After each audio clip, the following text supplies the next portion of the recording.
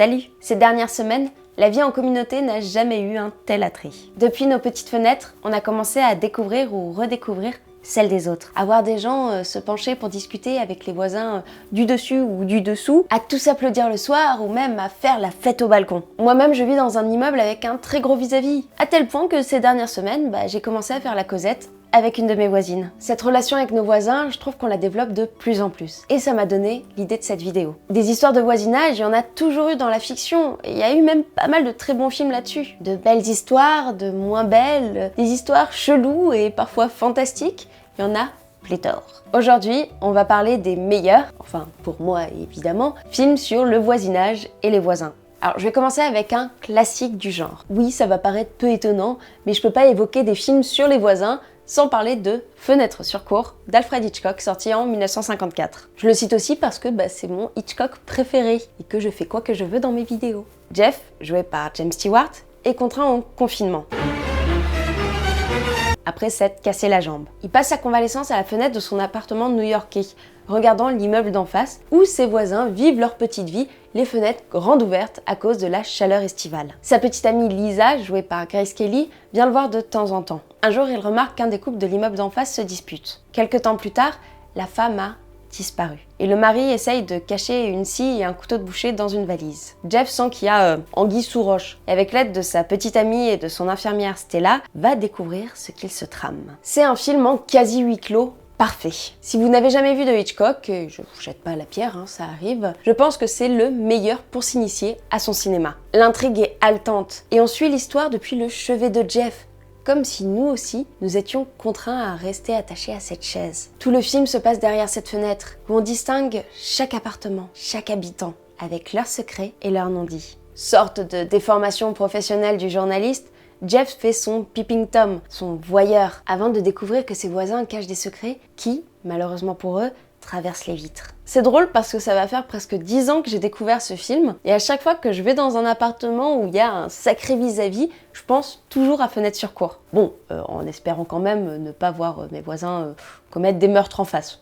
Ce n'est pas James Stewart qui veut. Je vais enchaîner avec un autre film que j'ai également découvert il y a 10 ans, et qui est un de mes films français préférés, par sa poésie, sa douceur et surtout son esthétique. Il s'agit de Mon oncle de Jacques Tati, sorti en 1958. C'est un peu un film sur le voisinage, mais surtout un film sur l'architecture des quartiers et de ses habitants. Monsieur et Madame Harpel vivent dans une maison toute carrée, toute technologique, toute aseptisée. Et on va pas se mentir, à part ressembler à un gadget géant, toute sans âme. Ils ont un petit garçon, Gérard, qui aime passer son temps avec son oncle loufoque, qui lui vit dans un immeuble sans queue ni tête, avec des fenêtres et des portes de partout, où les oiseaux chantent à chaque rayon de lumière, et avec une couleur qui fait chaud au cœur. Mais les Harpel ne veulent pas que leur fils passe autant de temps avec ce tonton un peu étourdi. Monsieur va donc lui trouver un travail dans son usine de plastique, et Madame lui organiser un rendez-vous avec une voisine. Je suis personnellement en admiration devant ce film. Cette finesse, cet humour, cette ironie latente mais sans méchanceté envers les gens un peu trop guindés, mis en exergue par la simplicité du bonhomme, je suis beaucoup trop fan. Le film montre comment deux opposés peuvent cohabiter de manière pas si évidente que ça, qu'une folie douce peut bercer la vie d'un bohème, mais qu'une folie furieuse peut ancrer la vie trop cadrée d'une famille sans originalité. Je souris toujours de manière béate quand on quitte à vélo la villa aseptisée des Harpel pour découvrir le quartier haut en couleur de l'oncle. Cette esthétique me fait quand même pas mal penser que Wes Anderson a dû voir les films de Tati. Et me dire qu'un de mes idoles fait référence à un autre de mes idoles, ça fait plaisir. De manière générale, le cinéma de Jacques Tati a influencé le cinéma mondial, que ce soit David Lynch qui l'avoue dans des interviews, à Black Edwards avec son film The Party, ou même Rowan Atkinson avec son personnage de Mr Bean. Beaucoup se sont inspirés du cinéma de Tati et de Mon oncle pour créer le cinéma qu'on voit encore aujourd'hui. Je continue avec un second film français, où je suis un peu patriotique dans ces moments-là, pour vous parler de Délicatessen de Jean-Pierre Jeunet et Marc Caro, sorti en 1991. L'histoire commence dans un Paris dystopique. Louison, interprété par le fabuleux Dominique Pinon, répond à une annonce pour un job dans un drôle d'immeuble.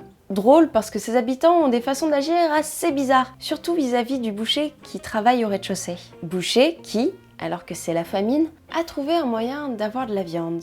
De la viande qui sont bons les voisins des étages, qui osent s'aventurer dans les escaliers une fois la nuit tombée.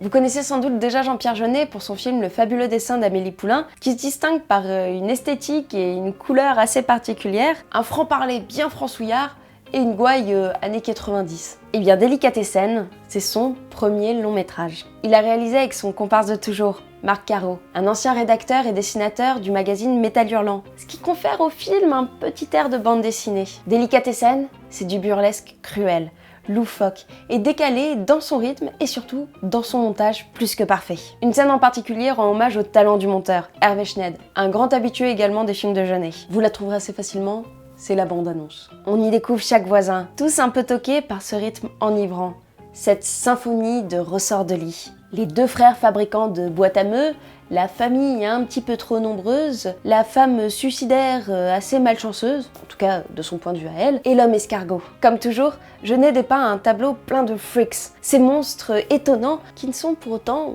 que les habitants de l'immeuble. Sans oublier la jolie Julie Clapet, qui a un petit peu trop pris au sérieux le film Un violon sur le toit.